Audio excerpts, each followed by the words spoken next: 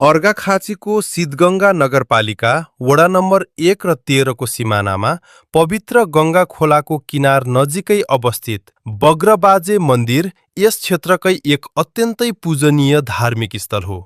चुरेको काखमा रहेको यो मन्दिर आध्यात्मिक शक्ति र जनविश्वासको केन्द्र मानिन्छ। त्यहाँको व्यवस्थापन मन्दिर निर्माण अहिले अझ राम्रो बनाइएको छ। पछिल्लो समय सडक पूर्वाधारको विकाससँगै अहिले कपिलवस्तुको पिपराबाट सिधै बाइक तथा जीपमा मन्दिरको नजिकैसम्म पुग्न सकिने सहजता भएको छ।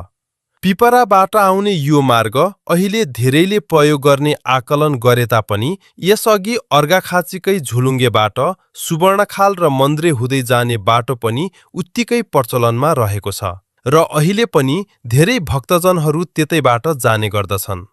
धार्मिक परम्परा अनुसार वैशाख पूर्णिमा र मङ्सिर पूर्णिमाका दिन विशेष पूजाआजा हुने गर्दछ।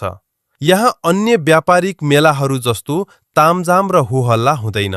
बरु भक्तजनहरू निकै श्रद्धाका साथ आफ्नो मनोकांक्षा पूरा होस् भनी भाकल गर्न र भाकल पूरा भएपछि पूजा तथा बलि चढाउन यहाँ आउने गर्दछन्।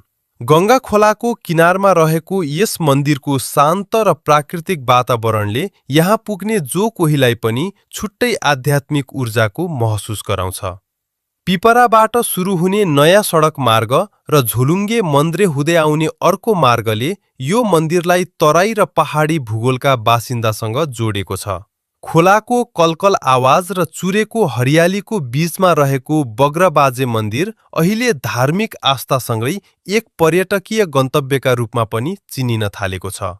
यहाँको शुद्ध वातावरण र भाकल पूरा हुने गहिरो जनविश्वासले गर्दा नै यो मन्दिर यस क्षेत्रको एक महत्त्वपूर्ण पहिचान बनेको छ।